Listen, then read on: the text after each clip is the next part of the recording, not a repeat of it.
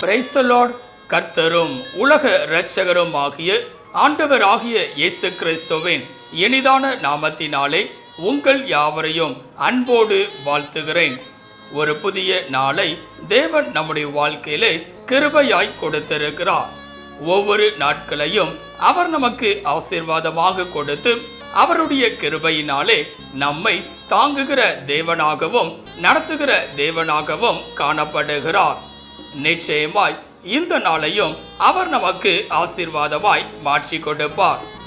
இந்த நாளுக்குரிய தேவனுடைய வார்த்தையை உங்களுக்காய் நான் வாசிக்கிறேன். எரேமியா 33 அதிகாரம் 6 வசனம். எரேமியா 33 அதிகாரம் 6 வசனம். இதோ நான் அவர்களுக்கு சௌக்கியமும் ஆரோக்கியமும் வரப்பண்ணி அவர்களை குணமாக்கி அவர்களுக்கு பரிபூர்ண சமாதானத்தையும் சத்தியத்தையும் வெளிப்படுத்துவேன். எனக்கன்பான தேவ பிள்ளைகளே, இங்கே அருமையான ஒரு வார்த்தையை நாம் பார்க்கிறோம்.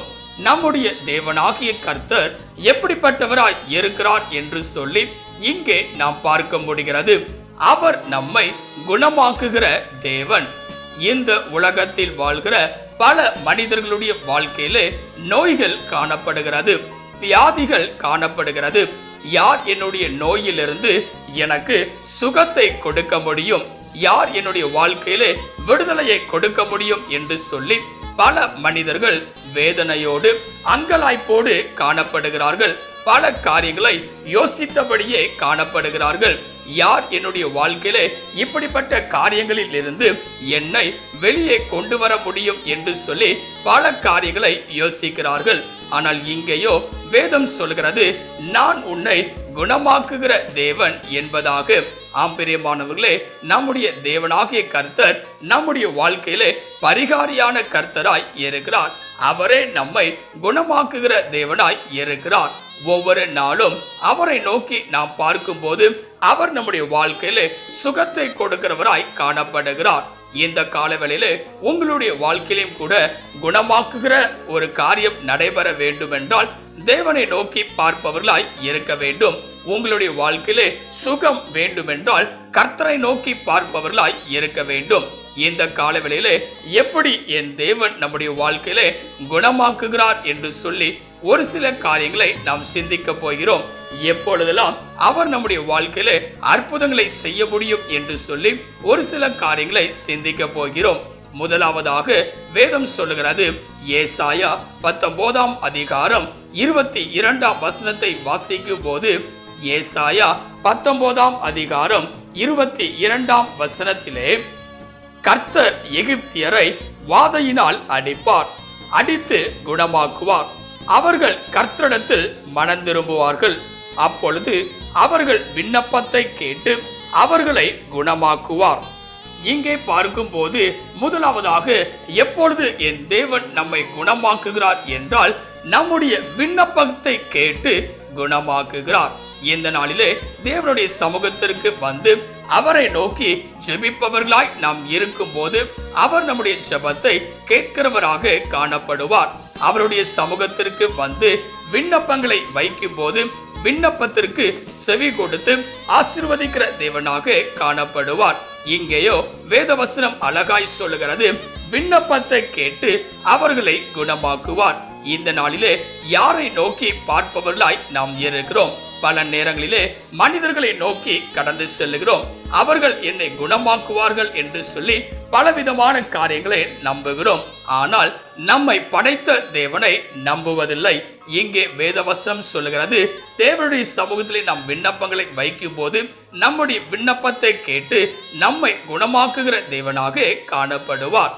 இரண்டாவதாக வேதம் சொல்லுகிறது, ஏசாயா 57 அதிகாரம் 18 வசனத்தை வாசிக்கும் போது, ஏசாயா 57 அதிகாரம் 18 வசனத்திலே, அவர்கள் வழிகளை நான் பார்த்து அவர்களை குணமாக்குவேன், அவர்களை நடத்தி திரும்பவும் அவர்களுக்கும் அவர்களிலே துக்கப்படுகிறவர்களுக்கும் ஆறுதல் அளிப்பேன். இங்கே பார்க்கும் போது இரண்டாவதாக வேதம் சொல்கிறது, அவர் நம்முடைய வாழ்க்கையிலே எப்பொழுது குணமாக்குகிறார் என்றால் நம்முடைய வழிகளை பார்த்து குணமாக்குகிறார். ஆம் பிரியமானவர்களே, இந்த நாட்களிலே நம்முடைய வழிகளானது எப்படிப்பட்டதாய் இருக்கிறது என்று சோதித்து பார்ப்பவர்களாய் இருக்க வேண்டும். பல நேரங்களிலே தேவனுக்கு விரோதமான வழிகளிலே கடந்து செல்கிறவர்களாய் காணப்படுகிறோம். தேவனுக்கு பிரியமில்லாத வழிகளிலே கடந்து செல்கிறவர்களாய் இருக்கிறோம். உலகத்தின் பாதைகளிலே கடந்து செல்கிறவர்களாய் இருக்கிறோம். ஆனால் இங்கே வேதவசனம் சொல்கிறது, அவர் நம்முடைய வழிகளை பார்த்து நம்மை குணமாக்குகிறார். இன்றைக்கு தேவனுக்கு முன்பதாக நம்முடைய வழியானது சரியாய் இருக்குமே என்றால் அவர் நம்மை குணமாக்குகிற தேவனாய் காணப்படுவார்.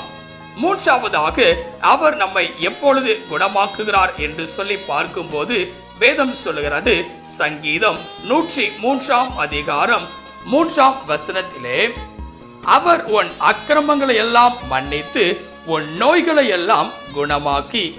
இங்கே பார்க்கும்போது மூன்றாவதாக, அவர் நம்முடைய வாழ்க்கையிலே நம்முடைய அக்கிரமங்கள் எல்லாவற்றையும் மன்னித்தவராக நம்மை குணமாக்குகிற தேவனாக காணப்படுவார். அப்படி என்றால் நாம் செய்ய வேண்டிய காரியம், தேவனுடைய சமூகத்தில் வந்து அவரை நோக்கி பார்த்து என்னை மன்னியும் என்று சொல்லி நாம் கேட்க வேண்டும். நம்முடைய அக்கிரமத்தை தேவனுடைய சமூகத்தில் சொல்லுபவர்களாய் இருக்க வேண்டும், அறிக்கை செய்பவர்களாய் காணப்பட வேண்டும். அப்பொழுது அவர் நம்முடைய அக்கிரமங்கள் எல்லாவற்றையும் மன்னித்து நம்மை குணமாக்குகிற தேவனாக காணப்படுவார். ஆம் பிரியமானவர்களே, பலவிதமான நோய்கள் நம்மை நெருக்கி கொண்டிருக்கிற இந்த வேளையிலே அக்கிரமத்தை தேவனுடைய சமூகத்தில் அறிக்கையிடும் போது இந்த ஆசீர்வாதத்தை, சுகம் என்கிற ஒரு காரியத்தை பெற்றுக்கொள்ள முடியும். நான்காவதாக, எப்பொழுது என் தேவன் நம்மை குணமாக்குகிறார் என்று சொல்லி பார்க்கும்போது வேதம் சொல்கிறது, சங்கீதம் 107 அதிகாரம் 20 வாசிக்கும் போது, சங்கீதம் 107 அதிகாரம் 20 அவர் தமது வசனத்தை அனுப்பி அவர்களை குணமாக்கி அவர்களை அழிவுக்கு தப்புவிக்கிறார். இங்கே பார்க்கும்போது நான்காவதாக, நம்முடைய தேவனாகிய கர்த்தர் தம்முடைய வார்த்தையை அனுப்பி, தம்முடைய வசனத்தை அனுப்பி நம்மை குணமாக்குகிறார். ஆம் பிரியமானவர்களே, இன்றைக்கு தேவனுடைய வார்த்தைக்கு காத்திருப்பவர்களாய் இருக்க வேண்டும். தேவனுடைய வசனத்தை வாசிப்பவர்களாய் இருக்க வேண்டும். ஏனென்றால் தேவனுடைய வார்த்தைகள் ஒவ்வொன்றும் ஜீவனுள்ளதாய் இருக்கிறது. அது நம்மோடு பேசுகிறதாய் இருக்கிறது. இங்கே நாம் பார்க்கும் போது அந்த வார்த்தை நம்மை குணமாக்குகிறதாகவும் காணப்படுகிறது.